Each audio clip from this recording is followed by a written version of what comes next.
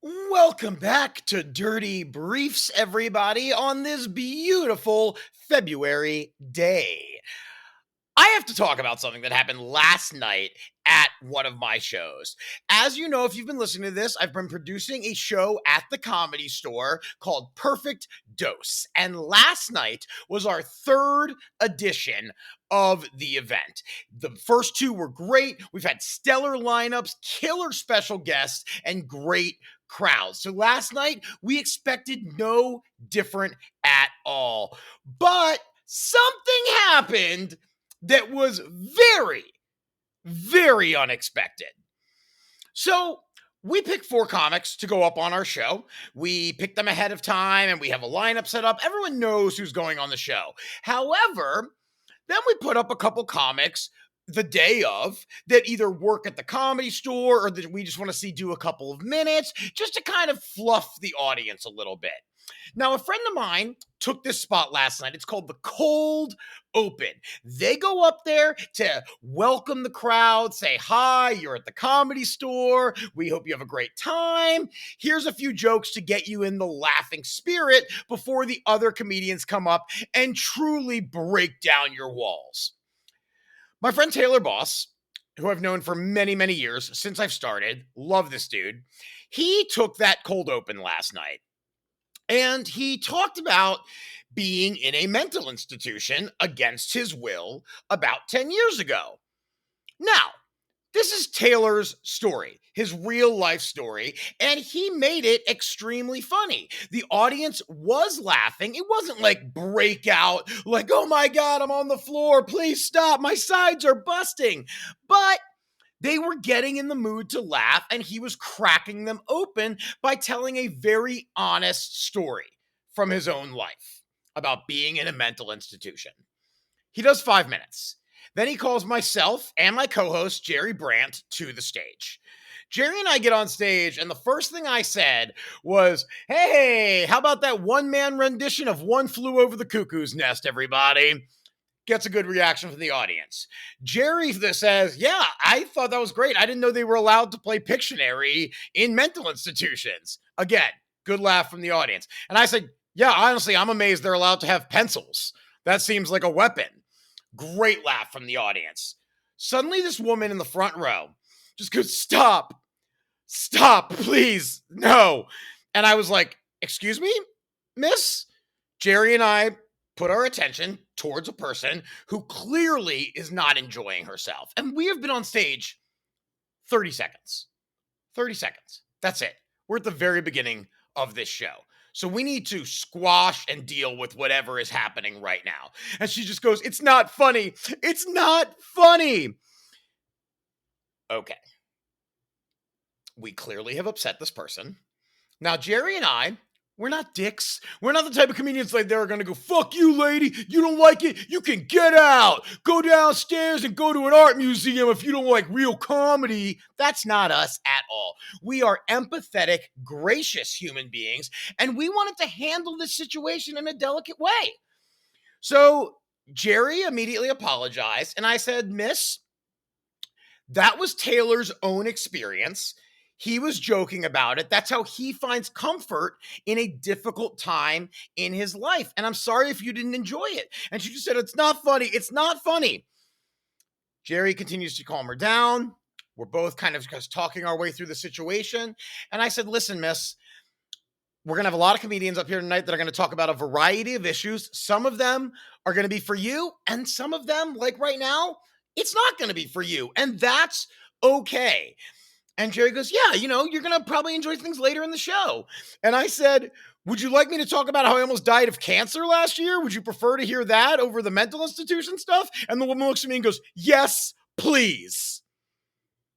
Like, okay, so it's okay for me to talk about almost dying from cancer, but Taylor being in a psych ward, not good. Later in the opening set, Jerry was making a joke about how all porn has to be stepbrothers and stepsisters and family-oriented now, and the woman is cracking up, and I go, wait a minute, miss, I gotta just draw a line here. So incest, hilarious. Mental institutions, not at all allowed to joke about. Okay, I'm figuring you out.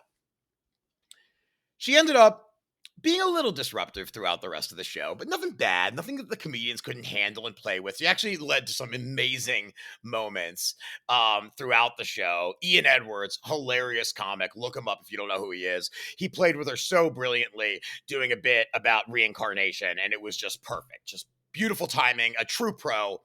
It was great. But here's why I want to talk about this, because she did end up having a really good time. If you get offended at a comedy show, that's on you. It is not the comedian's fault for talking about something that made you uncomfortable. Now, obviously, this was a hot button issue for this woman. Maybe she'd been in a mental institution herself. Maybe a family member had. Maybe she had been stabbed with a pencil. We don't know. But to sit there in the front row and be so triggered to say, it's not funny, when a whole room of people is laughing and enjoying themselves, well, that's kind of on you. And if you get offended at a comedy show, that's okay. But that doesn't mean everyone else is offended as well. A few minutes after this, Steve Fury was up on stage, great comic as well, and he was joking about child slavery, and she is clapping her hands, throwing her head back, laughing it up, and I'm just thinking, like, child slavery is okay? It's just so funny that people think they're entitled for us to take care of them at a comedy show. If you don't like something, don't laugh at it. It's probably going to be done being talked about in the next couple of seconds or minutes and on to something else. That's what we do. We very rarely stay on one topic for a long period of time. You were not coming to the hilarious laugh at mental people show. No, it wasn't the crazy psych hour. You were at a comedy show and a person talked about their own experience being in a psych ward. It just felt so self-important. And that's the part that I can't get behind, is that you could just sit there and take it on the chin and be silent and get through it, but you had to make a scene. You had to make it about you. You had to know that everyone had to know that you're special and you couldn't handle this very specific joke. Because we talked about plenty more dark and messed up topics for the rest of the show. I made some joke about being Hitler in a past life. Did people go, oh, yes, of course. It wasn't my best riff, to be honest with you. It wasn't that funny. But yeah, you got to swing. Sometimes you miss. That was a foul ball with a tiny little dirt mustache. I don't feel bad for this woman. I will say this. I am proud that she stuck around for the rest of the show and gave her all to the rest of the comedians. I'm glad that she didn't completely shut down. I think that was very big of her to not just walk out and leave, because she could have. That's what I thought she was going to do. And if somebody walks out a minute or two into your show, they didn't really give you an opportunity. Like, we've all seen a movie where the beginning is like, what is this? But if you stop 30 seconds in, well, you're never going to get to the part where they get to the chocolate factory and everything is all bright and colorful and delicious. You're just going to be Charlie sitting in school, not really learning chemistry, being too poor to afford a bar of chocolate. It's okay if you get offended by things. What's not okay is trying to implement your views onto the other people around you that don't even know you. You don't know them. The beauty of a group of people enjoying art, typically, is that they are all strangers that have collected together for the first time ever. This specific group of people has never been together in the same place at the same time, so they're all working to coexist into one unit that experiences a larger whole. And if one person tries to disrupt the unit and become the center of it, everything can break down. Now, luckily, that didn't happen. And I think a lot of that tailors to the fact that Jerry and I were very calm and very kind about the situation.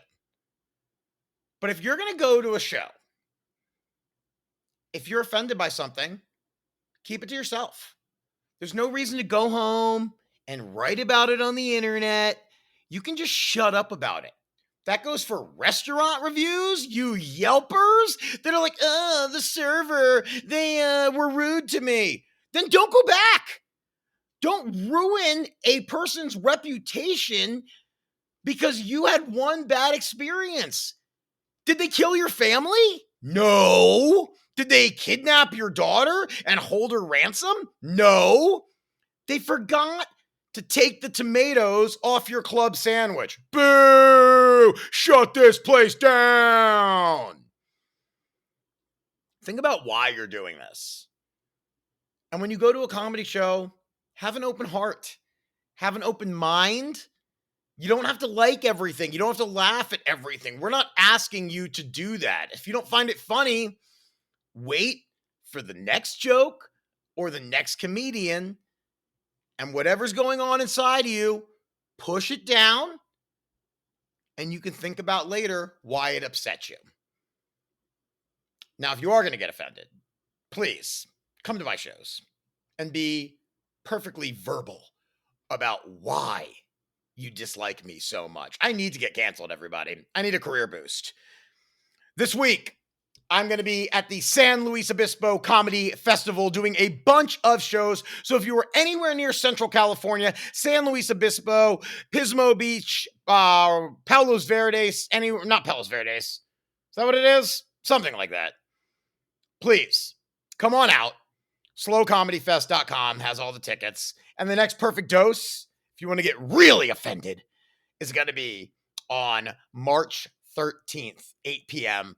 at the world famous Comedy Store. You do not want to miss that one. We are putting together another incredible lineup for you all. It should be available very, very soon. So check out those shows, hoopercomedy.com. Follow me at Hooper Hairpuff on all social media. I'm doing a lot of fun things right now, everybody. And I don't want to offend you, but also I kinda do. You stupid cooch. I love you. I'll see you next week.